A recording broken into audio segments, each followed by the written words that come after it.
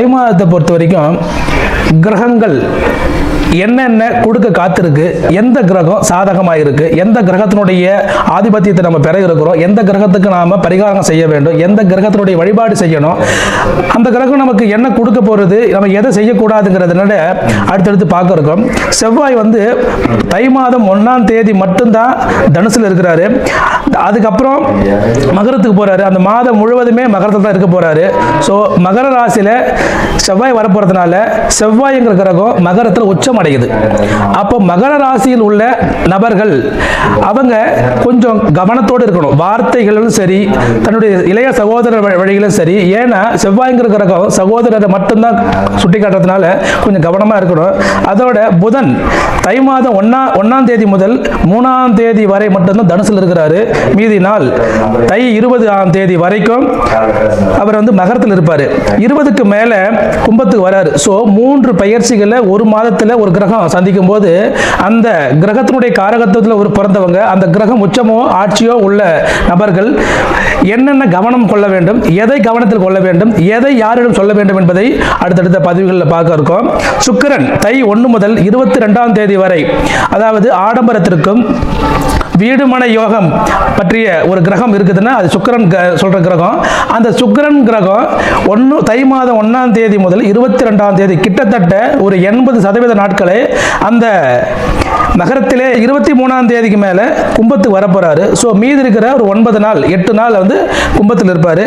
அந்த அப்படி இருக்கிற காலகட்டத்தில் எந்த ராசிக்கெல்லாம் அவர் சுபராகவும் எந்த ராசி கொஞ்சம் கவனமா இருக்கணுங்கிறத பார்க்க போறோம். அடுத்தது சூரியன். சூரியன் அப்படி எடுத்துக்கிட்டா அது மாதக்கோள். அந்த கிரகம் எங்க இருக்கிறதோ அந்த கிரகம் அதனுடைய மாதம் முடிகிற வரைக்கும் அதே இடத்துல இருக்கும். ஸோ சூரியன் கிரகம் மகரத்தில் ராசியில் இருக்க போறாரு. இந்த மகர ராசியில் சூரியன் இருக்கிற காலகட்டத்தில் இந்த மாதம் முழுவதும் சுபமான பலன்களையும் சில கசப்பான அனுபவங்களையும் யாரெல்லாம் அனுபவிக்க போறாங்கன்றத இந்த பதிவில் பார்க்க இருக்கோம். மிதுன ராசி நேயர்களே, தை மாச ராசி பலன். மிதுனம் காலபுருஷனுக்கு 3வது ராசி. இந்த மிதுனம் அப்படிங்கிற சொன்னாவே அறிவு, தெளிவு, புத்தி, இப்படியான கிரகம் தான் புதன். அந்த புதன் வலுத்த புதன் நல்ல நிலையில் உள்ள ராசி தான் அந்த மிதுனம். சாதுரியமாக பேசக்கூடியவர்களும் சமயோகிதமாக யோசிப்பவர்களும் இந்த புதனுடைய காரகத்தினுள் வருகிறார்கள். அவர்கள் மிதுன ராசிக்காரர்கள். எந்த இடத்திற்கு எப்படி பேச வேண்டும், அதற்கு தகுந்தாற்போல் தன்னை வடிவமைத்துக் கொள்வதில் மிதுனத்துக்கு தனி சிறப்பே உண்டு. ராசியின் மீது குரு வருகிறார் அப்படின்னா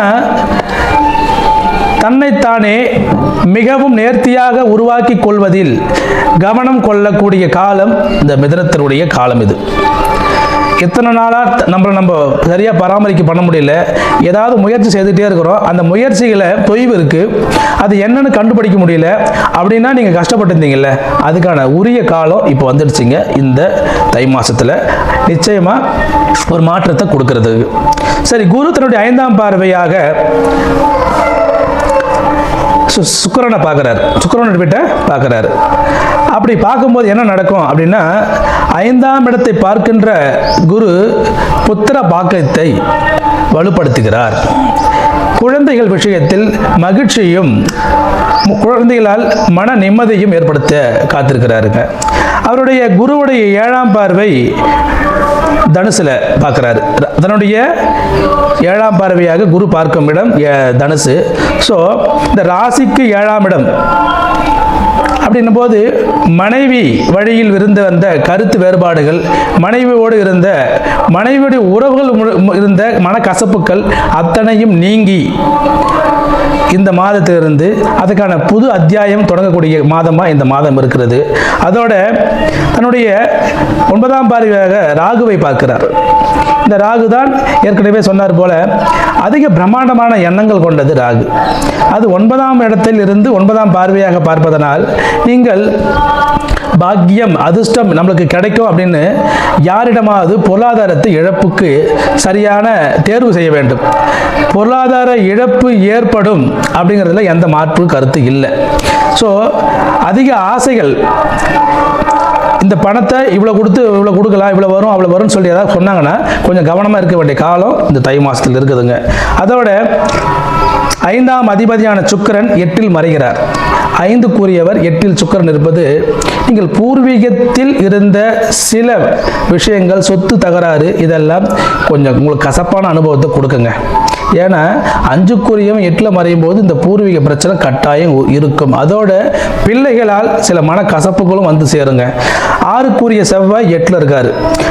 6க்குரிய செவ்வாய் 8இல் இருக்கும்போது என்ன பண்ணுவார்னா கடன்கள், அதனால சில அவமானங்களும் ஏற்பட காத்திருக்குங்க.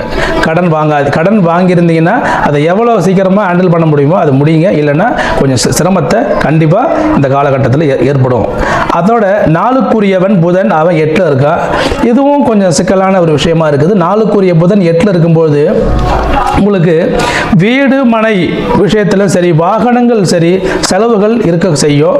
ஸோ நீங்கள் அந்த மாதத்தில் வாகனங்கள் ஏதாவது ரிப்பேர்னா உடனடியாக சரி செய்து கொள்ள வேண்டும், இல்லைன்னா கொஞ்சம் பிரச்சனையை சந்திக்கிற மாதிரி இருக்குதுங்க.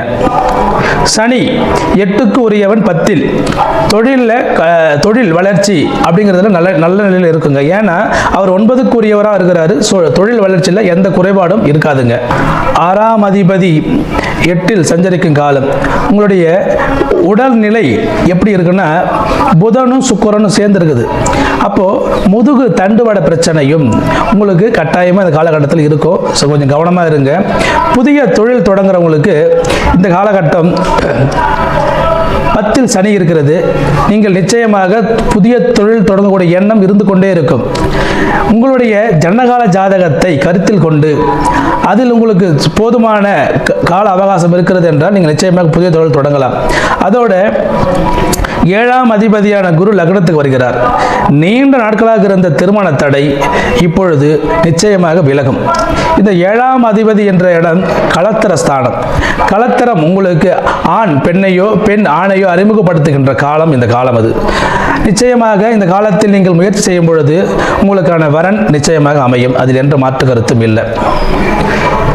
5க்குரிய சுக்கிரன் 12க்குரிய சுக்கிரன் 8இல் மறைகிறார். இதனால் என்ன நடக்க போகிறது என்றால் 12ஆம் இடம் விரயம், 5க்கு என்றால் பூர்வ புண்ணியம், குழந்தைகள். இந்த காலகட்டத்தில் குழந்தைகளால் விரயம் ஏற்பட இருக்குங்க. பூர்வீக சொத்து ஒரு இழப்பு உங்களுக்கு கட்டாயமாக ஏற்படும். அதற்கு நீங்கள் உங்களுடைய மனநிலையும் தயார் செய்து கொண்டு அதற்கு என்ன செய்ய வேண்டும் என்பதை நீங்கள் செய்யும் பொழுது இந்த மனக்கவலையிலிருந்து நீங்கள் விடுபடக்கூடிய காலம் இந்த காலம் இருக்கும். நன்றி.